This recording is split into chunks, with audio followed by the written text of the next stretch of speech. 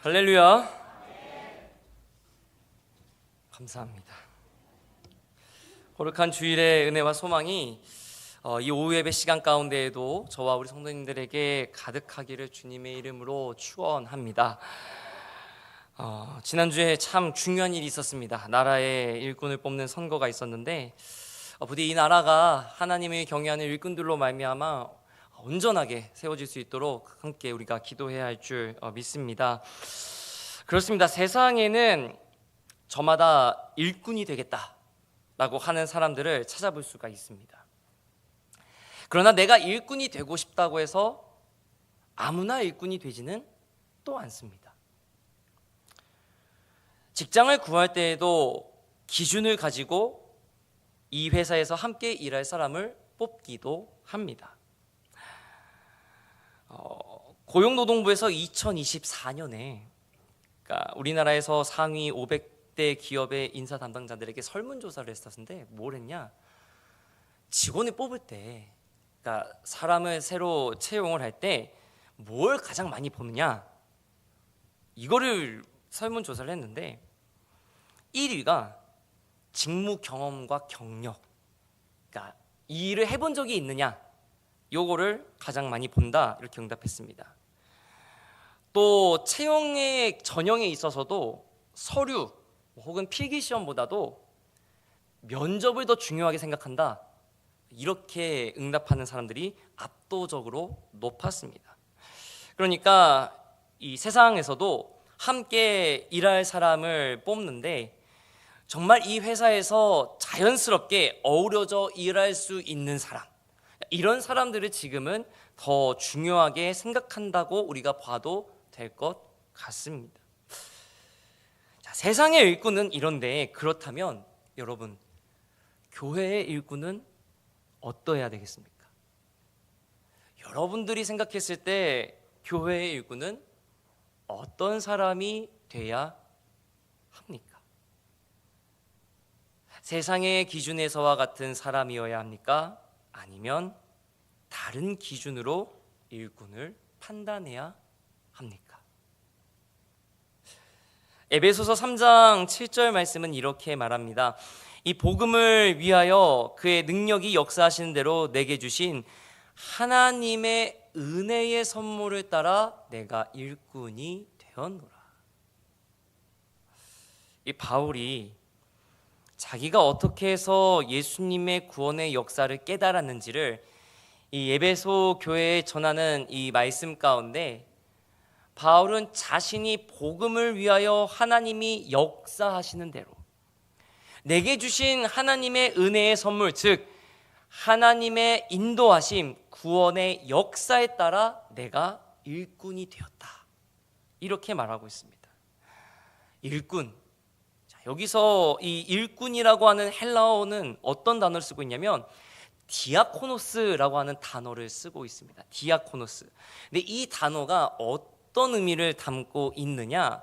우리가 신약 성서를 보면 이 단어를 쉽게 볼 수가 있는데 로마서 16장 1절에 보면 이렇게 말합니다. 내가 갱그레아 교회의 일꾼으로 있는 우리 자매 베베를 너희에게 추천하노니, 이때 이 일꾼도 바로 이 디아코노스라고 하는 단어를 쓰고 있습니다. 또 뒤에 고린도전서 3장 5절 말씀에 보게 되면 그런즉 아볼로는 무엇이며 바울은 무엇이냐? 그들은 주께서 각각 주신 대로 너희로 하여금 믿게 한 누굽니까? 사역자들이니라. 그러니까 에베소에서 말하는 이 일꾼, 이 디아코노스는 어떤 일꾼이냐? 사명을 받아 헌신하는 일꾼. 그 일꾼을 말할 때 이 디아코노스라고 하는 단어를 사용합니다. 어떤 일꾼입니까? 사명을 받았기 때문에 어려움이 있어도 그것을 의연하게 대처하고 하나님의 교회를 세우기 위해 헌신하는 일꾼. 바로 그런 일꾼을 디아코노스라고 합니다. 그런데 이 단어만 있으면 참 쉽겠는데 성경에는 또 다른 일꾼을 지칭하는 단어가 있습니다. 마태복음 10장 10절 말씀에 보면 이렇게 말합니다. 여행을 위하여 배낭이나 두벌옷이나 신이나 지팡이를 가지지 말라. 이는 일꾼이 자기의 먹을 것 받는 것이 마땅함이라. 이 마태복음 10장이 어떤 말씀이냐면 예수님이 제자들을, 그러니까 12제자들을 이스라엘 곳곳으로 보내시면서 가서 하나님 나라를 증거하고 아픈 자를 고치고 귀신을 쫓아내고, 아멘, 아무도 안 하시네요. 다시 한번 읽겠습니다. 예수님이 12제자를 이스라엘 곳곳으로 보내시면서 하나님 나라를 선포하고 병든 자를 고치고 귀신을 쫓아내고, 그러한 일을 감당하게끔 하기 위해서 이 제자들을 보내실 때 마지막으로 10장 10절에서 이렇게 말씀하십니다. 일꾼이 자기의 먹을 것 받는 것이 마땅함이라, 이렇게 말씀하시는데, 근데 여기서의 일꾼은 우리가 생각했을 때 방금 봤던 디아코노스, 사명을 받아 힘써 일하는 일꾼, 그 단어를 써야 될 것 같은데 아닙니다. 이 단어를 뭘 쓰고 있냐면요, 에르가테스라고 하는 단어를 쓰고 있어요. 이 단어가 무슨 뜻일까? 이 일꾼, 이 에르가테스라고 하는 단어는 어떤 일꾼이냐? 같은 단어를 사용하고 있는 누가복음 10장 2절 말씀을 보면 이렇게 보면 알 수가 있습니다. 이르시되 추수할 것은 많되 일꾼이 적으니 그러므로 추수하는 주인에게 청하여 추수할 일꾼들을 보내주소서 하라, 이렇게 말합니다. 예수님이 비유로 말씀해 주시는데 뭔 비유냐? 추수할 일꾼들이 적으니 보내주소서라고 할 때 이 일꾼도 디아코노스가 아니라 에르가테스라고 하는 단어를 쓰고 있습니다. 근데 이 에르가테스라고 하는 단어, 이 일꾼 어떤 일꾼인지 조금 감이 오십니까? 어떤 일꾼인 것 같습니까? 어떤 일꾼인 것 같으세요? 돈을 받고 고용된 일꾼을 말해요. 삭슬 받고 일하는 일꾼을 에르가테스라고 말합니다. 그러면 아마 많은 분들이 지금 아마 생각하실 겁니다. 목사님, 아니 당연히 교회 일꾼이 삭슬 받는 일꾼 에르가테스가 아니라 사명을 받아 헌신하는 디아코노스가 되어야 하지 않겠습니까? 왜? 그것도 예수님이 일꾼을 비유하시는데 삭슬 받는 일꾼으로 비유를 하셨습니까? 라고 의문을 가지실지 모르겠습니다. 여러분, 예수님이 비유에서 돈을 받고 일하는 사꾼으로 이 단어를 사용하신 이유는 무엇이겠습니까? 다른 것이 아닙니다. 예수님이 돈을 좋아하셔서가 아닙니다. 예수님이 돈을 너무너무 좋아하셔서 이 단어를 써야 사람들이 많이 헌금을 하겠지, 이렇게 생각해서 이 단어를 쓰신 게 아닙니다. 돈을 받고 삭슬 받고 일하는 일꾼처럼 우리 모두는 예수님께 은혜 받고 삭슬 받는 고용된 일꾼들이라는 것입니다. 하나님께 고용된 우리는 돈을 받고 일하는 게 아니라 은혜 받고 일하는 것이다. 마치 삭슬 받는 일꾼이 고용하는 사람이 없으면 살 수 없는 것처럼 우리 또한 하나님이 고용해 주지 않으시면 아무짝에도 살 수 없는 그런 연약한 존재다. 예수님은 그런 의미로 지금 이 에르가테스, 돈을 받고 고용된 일꾼이라는 단어를 사용하고 계신 것입니다. 그렇습니다. 저는 우리 교회 모든 성도님들, 특별히 교회 큰 일들을 감당하시는 우리 총남 선교회 분들 모두가 예수님이 우리 교회를 위해 부르신 일꾼임을 믿으시고 그 사명의 자리에서 승리하시기를 주님의 이름으로 축원합니다. 그렇다면 바울이 예수님의 부르심으로 일꾼된 자신의 모습을 설명하는 오늘 이 에베소서 말씀을 통해서 우리는 하나님의 일꾼으로 세움받는 자는 어떤 모습이어야 할까를 한번 나눠보고자 합니다. 여러분, 하나님의 일꾼은 어떤 모습이어야 합니까? 첫 번째는 따라해 주시기 바랍니다. 은혜를 받은 자, 은혜를 받는 자. 여러분, 하나님의 은혜를 받고 계십니까? 여러분, 하나님의 은혜를 정말 받고 계십니까? 하나님의 은혜로 살고 계심을 믿으십니까? 하나님이 날마다 우리에게 은혜를 베푸시고 계심을 믿으십니까? 오늘 본문 에베소서 3장 7절 말씀 우리 한 목소리로 다시 한번 읽어보겠습니다. 시작. 이 복음을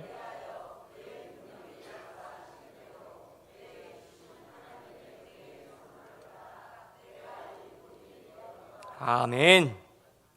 바울이 교회를 위한 사명, 하나님의 부르심을 받아서 일꾼이 되었다라고 말할 때 그 자격은 어떻게 받은 것입니까? 하나님의 은혜로. 내가 교회의 일꾼이 된 것은, 내가 지금 교회를 세우는 사도가 된 것은 내가 잘나서가 아니라 하나님이 은혜로 허락하신 것이다. 바울이 지금 이야기합니다. 여러분, 많이 우리가 조금 생각을 조금만 뒤집어서 해봅시다. 바울이 하나님의 일꾼이 되기 위해서 하나님께 이력서를 한번 썼다고 생각해 봅시다. 만약에 그런 적은 없겠지만 만약에라고 생각해 봅시다. 무엇 적을 수 있었겠습니까? 가말리엘 문화에서 교육받았던 학위입니까? 나면서부터 가지고 있었던 로마 시민권입니까? 유대인 중에서도 확실한 베냐민 지파로서 의심할 수 없다는 그 사실입니까? 만약 바울이 세상에 나가 그의 일자리를 구한다라고 생각했을 때 사실 바울이 가지고 있었던 자격 요건만큼 화려한 조건이 어디 있겠습니까? 만약 그가 일하고 싶은 곳에 이 조건을 가지고 이력서를 냈다 그러면 지금 기준으로는 사실 아무데나 갈 수 있었을 것입니다. 그러나 바울이 일꾼 된 곳은 로마 제국도 아니고 유대인 회당도 아니고 자기가 그토록 잡아 가두는데 열심이었던 저 알 수 없는 예수라는 사람들이 믿고 있는 그리스도인들이 모이는 아무도 주목하지 않는 교회의 일꾼이 되었다라는 것입니다. 제 학교 동기 중에 대학교 동기 중에 1등으로 들어온 친구가 있습니다. 저가 아니고 제가 아니고 제가 신학교를 갔을 때 제가 1등 한 게 아니라 1등한 제 친구가 있는데 그 친구 성적이 너무너무 좋았다고 합니다. 그러니까 쉽게 말하면 가고 싶은 대학 갈 수 있는 성적이었습니다. 그런데 이 친구가 대학교에 입시를 원서를 쓰겠다고 하니까 이 선생님이 뜯어 말렸다고 합니다. 야, 너 정도면 얼마든지 더 좋은 대학 갈 수 있는데 왜 여길 가? 왜 여기다 지원해? 이렇게 얘기할 정도로. 그래서 그 친구는 저희 학교에서 4년 장학금 받았는데 제가 효자가 못 된 것 같아서 참 아쉽습니다. 여러분, 세상도 그렇게 좋은 조건이라면 더 좋은 곳으로 가려고 하는 게 인지상정인데 바울은 어떻습니까? 더 좋은 조건임에도 불구하고, 아니 좋다고 하기에도 민망할 정도로 화려한 조건임에도 불구하고 역설적이게도 그가 일꾼된 곳은 아무도 주목하지 않고 아무도 신경 쓰지 않는 그리스도인들이 모인 교회라는 것입니다. 근데 그 교회에 일꾼 된다고 했을 때 사실 뭐 바울 정도의 조건이면 뭐 아유 감사합니다라고 모셔야겠죠. 근데 바울이 뭐라고 얘기합니까? 내가 일꾼 된 것은 로마 시민권, 내 혈통, 내 학위 아니야. 하나님의 은혜로 된 거야.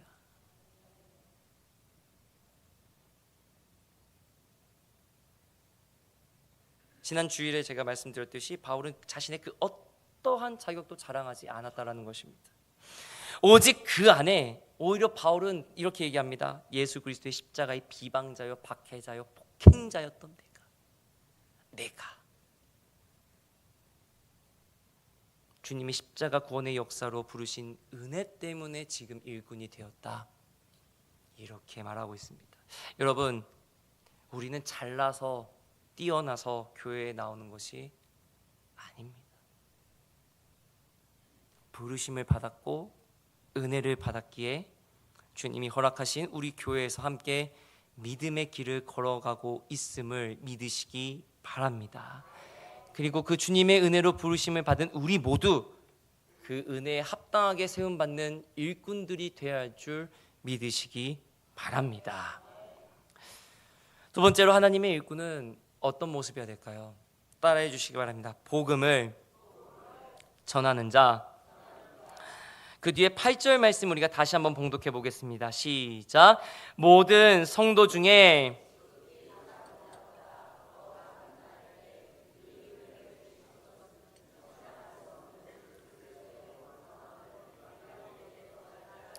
할렐루야. 그리스도의 풍성함을 이방인에게 전하게 하시고. 그렇습니다. 바울을 하나님이 은혜로 부르신 것은 다른 게 아닙니다. 너 바울, 너 학위 좋지? 너 교회 자랑 좀 돼. 너 교회 간판 좀 돼. 바울, 너 똑똑하게 알고 있잖아. 그러니까 너가 좀 제대로 교회 저기 비방하는 사람들한테 네가 변증 좀 해. 바울, 너 로마 시민권이잖아. 만약에 로마 사람들이 와가지고 박해하면 네 시민권을 가지고 교회를 지켜. 하나님이 그러려고 바울을 부르셨다는 게 아닙니다. 바울이 하나님의 부르심을 받아 일꾼 된 것, 은혜 받아 일꾼이 된 것은 무엇입니까? 예수 그리스도를 전하게 하기 위함이었다라는 것입니다. 여러분, 요새 스마트폰 다 가지고 계실 겁니다. 그리고 스마트폰에는 수많은 어플들이 존재합니다. 그래서 예전에는 당연히 기본적으로 가지고 있었던 통화와 문자 같은 기능을 이제는 꼭 굳이 기본적인 핸드폰의 기능이 아니라 어플로도 충분히 사람들과 통화할 수 있고 또 문자도 전달할 수 있습니다. 하지만 그렇다고 해서 스마트폰을 만들 때 이제 어플로 해도 되니까 뭐 이제 없어도 되겠다 해서 통화와 문자 기능을 빼지는 않습니다. 어찌 보면 비효율적인 것 같은데 왜 안 빼겠습니까? 그것이 핸드폰의 고유 기능, 즉 기본적으로는 반드시 가지고 있어야 될 기능이기 때문에 그렇습니다. 여러분, 그렇습니다. 교회가 여러 가지 좋은 일들을 많이 합니다. 어려운 이들을 돕고 세상을 선하게 만드는 일에 교회가 앞장서야 하는 것은 사실인데 그 모든 일들이 결국 하나님께 영광을 돌릴 수 없다면, 그 모든 일들 가운데 예수님의 이야기가 빠져 있다면, 그 모든 선한 역사 가운데 내 영광이 먼저라고 한다면 사실 교회가 세상과 무슨 차이가 있겠습니까? 바울이 고린도 교회에 예수님이 자신을 보내신 이유를 이야기할 때 고린도전서 1장 17절에 이렇게 말합니다. 그리스도께서 나를 보내심은 세례를 베풀게 하려 하심이 아니라 무엇이냐면, 따라해 주시기 바랍니다. 오직 복음을 전하게 하려 하심이로되. 무엇입니까? 바울이 주님께서 나를 이 고린도 교회에 보내심은, 이 땅에 보내심은, 이 교회들 가운데 보내심은 세례를 베풀게 하려 하심이 아니다. 복음을 전하게 하기 위함이시다.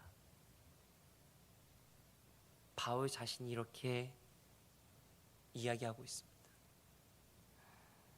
여러분, 그렇습니다. 우리 모두는 예수님께 구원받아 하나님의 자녀가 된 그리스도인들입니다.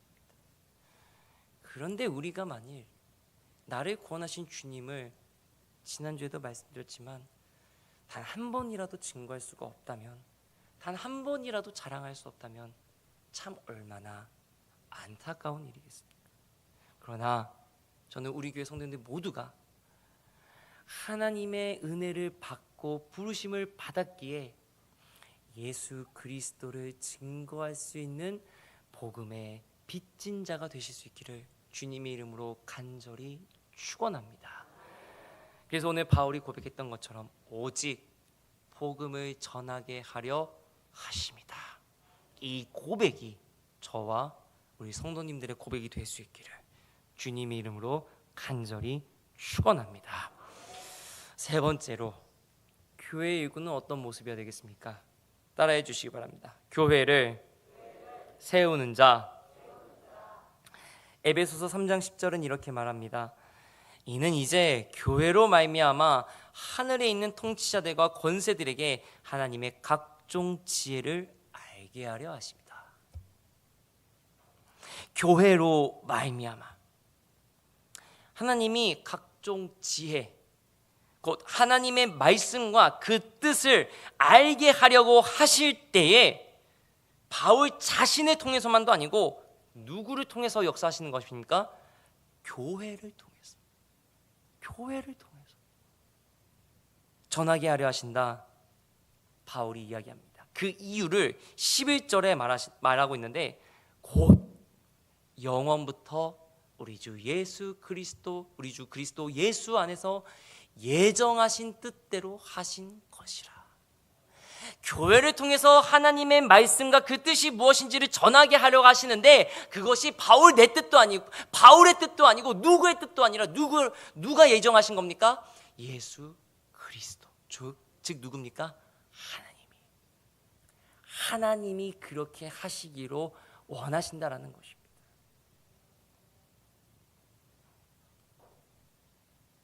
구원의 경륜에 있어서 즉 이 세상의 모든 것을 지으신 하나님이 죄로 인해 죽을 수밖에 없는 인류를 구원하시기 위해 당신 아들 예수 그리스도를 십자가에서 죽기까지 우리를 사랑해 주셨는데 그 구원의 경륜, 복음의 역사, 하나님의 뜻, 하나님의 말씀을 이 복음의 이야기를 전하는 데 있어서 바울 자기만 자격이 있다라고 얘기하는 게 아닙니다. 나는 율법도 공부했고 헬라 철학도 공부했고 로마 시민권도 있으니까 나만 자격이 있어라고 얘기하는 게 아닙니다. 하나님이 세우신 교회를 통해서 그 일들을 이뤄가시겠다. 그리고 그것이 하나님의 뜻이다. 바울은 지금 그 이야기를 하고 있다는 것입니다. 여러분들에게 우리 교회는 오랫동안 다녀서 많이 익숙하고 또 수많은 믿음의 추억들이 남겨져 있는 너무나도 소중한 곳일 거라 믿습니다.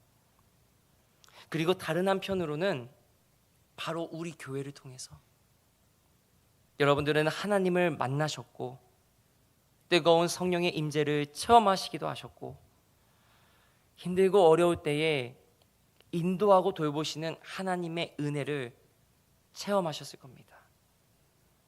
때로는 함께 눈물을 흘리기도 같이 웃기도 했던 그 지난날의 모든 일들이 여러분 교회 안에서 이루어졌을 것입니다. 그렇습니다. 여러분 우리 모두 교회를 통해서 믿음의 길을 함께 걷고 있습니다. 때문에 우리는 교회를 세우고 지키는 일꾼이 되어야 할 줄 믿으시기 바랍니다. 교회를 세우는 일은 거창한 것만이 아닙니다. 내 생각과 주장보다 말씀과 하나님의 뜻이 먼저이고 이 믿음의 자리를 위해 작은 손길일지라도 먼저 헌신할 수 있는 그 믿음의 모습이 바로 하나님의 교회, 주님이 우리에게 허락하신 우리 교회를 세우는 일인 줄 믿습니다. 이 교회를 세우는 일에, 우리 교회를 지키는 일에 저와 우리 성도님들 그리고 총남선교회 여러분 모두가 함께 할 수 있기를 주님의 이름으로 축원합니다. 무엇보다 그 모든 일들을 감당할 때 내 의와 능력보다 오늘 말씀의 제목과 같이 하나님께 은혜 받은 일꾼의 모습으로, 오늘 바울이 자신을 고백했던 것과 같은 그 모습으로 멋진 믿음의 모습을 감당하실 수 있기를 주님의 이름으로 축원합니다. 주님의 은혜로 교회를 세우는 가운데 하나님의 은혜가 더욱더 충만하게 채워지는 저와 우리 성도님들 다 되시기를 주님의 이름으로 다시 한번 축원합니다. 기도하겠습니다.